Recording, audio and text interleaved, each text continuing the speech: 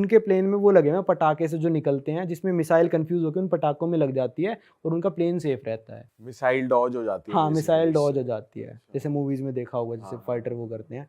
तो उनके प्लेन भी इतने हाई टेक है, और उनके हर प्लेन में जितने भी पैसेंजर प्लेन है, एक इजरायली डिफेंस फोर्स का बंदा होता है। अच्छा, हर और ये सब प्लेन में। इसीलिए क्योंकि वो इतने सारे उनके जो मुस्लिम जो हाँ, हैं तो उनके। इसराइल का ऐसा है ना भाई कि चारों तरफ से जो देश घिरा हुआ है वो मुस्लिम देशों से घिरा हुआ है। प्लस जितने भी दुनिया के सारे मुस्लिम देश हैं, सब लोग इसराइल को हेट करते हैं। वो रिकॉग्नाइज नहीं कर रहे ना कि इसराइल एग्जिस्ट भी करता है। पाकिस्तान के पासपोर्ट पे तो ये लिखा है, this passport is not valid for Israel.